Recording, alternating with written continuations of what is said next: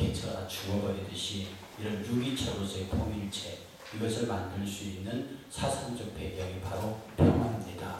이런 서론 입장에서 우리가 종교적으로 평화를, 신학적으로 평화를 얘기하지만 결국 그것은 남북 평화를 끌고 갈 수 있는 사상적 모티브가 된다라고 하는 전제에서 서론을 설명드리고 두 번째 장으로 넘어가겠습니다.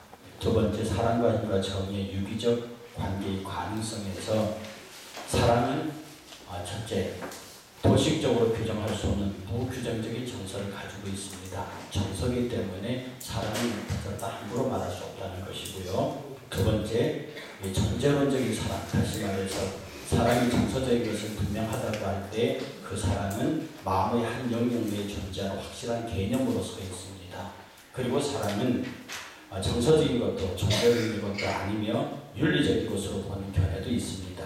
이런 유대교, 기독교 등에서 나타난 표현 중에서 너는 뭐 해야 한다. 이 칸트가 정한 명령이라고 했죠. 이렇게 명령으로서의 사랑의 개념도 있습니다. 그래서 저는 지금 이 평화를 사랑과 힘과 정의의 유기적 관계로 봅니다. 평화는 사랑과 힘과 정의가 유기적으로 이루어질 때에 비로소 평화가 유지해진다는 면에서 첫 번째 사랑의 개념을 짚었고요. 두 번째, 힘이라고 하는 것은 사회적인 개념입니다. 그런데 사회적인 힘의 개념이 어떻게 물리적인 힘과 연결되느냐에 대한 문제는 강제성에 있습니다. 힘은 강제성인데 그래서 이 강제성이 어떻게 우리 가운데 실현되느냐 하는 문제가 힘이 이렇게 쓰일 수도 있고 저렇게 쓰일 수도 있다. 그러나 힘의 정의는 사회적 힘의 정의는 강제성, 물리적 힘의 정의도 강제성. 그래서 강제성이 사회적으로 어떻게 구현되느냐에 따라서 힘의 모양이 달라진다. 그 다음에 정의가 뭐냐? 정의는 분배적 정의와 시정적 정의에 대한 아리스토텔레스 얘기입니다. 분배적 정의라고 하는 것은 그 사람이 당연히 그런 입장에서 가져야 할 것과 가지지 못할 것을 구별해서 주는 것이고, 시정적 정의는 약간의 형벌적 정의가 있습니다. 네가 그렇게 했기 때문에 이렇게 되라. 이렇게 해서 정의라는 개념이 두 가지로 서는데, 그 다음 페이지 세 번째, 사랑과 힘과 정의의 유기적 삼각구조에 가면 사랑과 힘의 관계에서는 사랑과 힘의 관계를 구조적으로 정의하게 되면 사랑이라는 힘의 단연 혹은 힘은 사랑의 부정으로 파악하는 것이 가장 정당한 것으로 되어 있습니다. 그래서 사랑과 힘이 서로 배척할 수도 있지만 서로가 유기적으로 결합돼야만 그러므로 사랑과 힘이 마주치면서 생기는 사회윤리의 문제들은 대단히 중요한 것입니다. 힘이 단순히 불신으로 보이고 사랑이 감정적 성질로 대치되는 것으로 이해되는 한 건전한 사회윤리는 형성할 수 없습니다. 그래서 사랑과 힘이 서로 공존할 수 있는 패러다임이 있어야 하고요.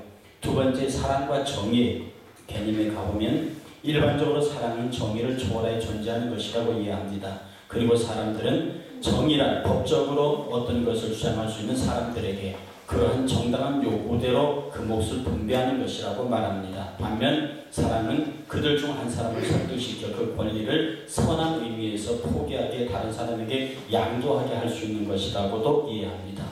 그러나 어쨌든 이 사랑의 개념도 예를 들어서 내가 당신의 범죄 행위를 알고 있어. 그리고 정의 요청을 따라 당신을 재판에 회부해야 되겠지만 나는 그리스도의 사랑으로서 당신을 그냥 보내오 라고 했을 때 이것은 표면적으로는 대단히 그리스도의 사랑을 실천하는 것처럼 보이지만 하나의 위장된 거짓 사랑의 관대성에 불과한 겁니다. 이것의 결과는 범죄한 사람에게 위장된 현실을 얻게 만들어 사랑도 정의도 잃게 얻을 수 없게 됨을 의미합니다. 이런 측면에서 우리는 모든 면에서 정당하고 공정하게 행하는 것이 바로 사랑의 행위라는 것을 알 수 있습니다. 세 번째, 정의와 힘의 관계인데요.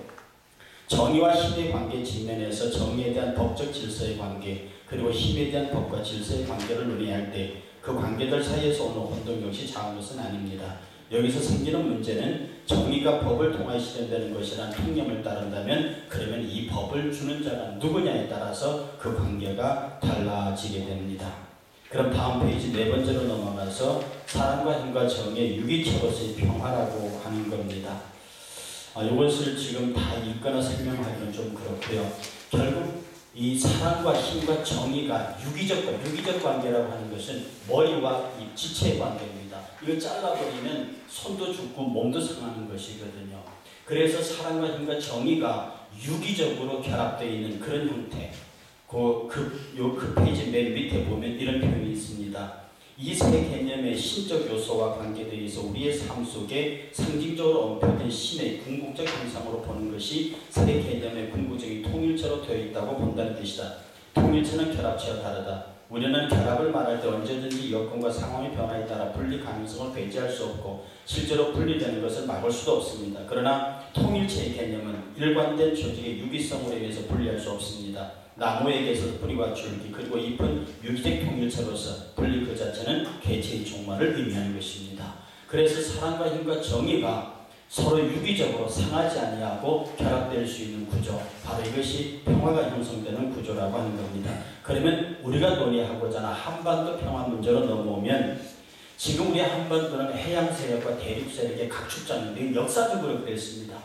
해양 세력이라는 건 일본과 미국으로 형성되는 태평양 이쪽의 세력들이고 대륙 세력은 러시아, 중국 이쪽 세력들입니다. 그 각축장이 우리 한반도였는데 여기에서 우리 한반도가 평화의 상으로 지켜지는 데 있어서는 바로 여기에 관련되는 제국들이 사랑과 힘과 정의의 평화로 이 세계 유기적 구조가 이루어질 수 있도록 교회가, 각국에 있는 교회가 그 나라의 외교 정책이 이 평화 유기적 구조가 정착될 수 있도록 노력해야 한다는 뜻입니다.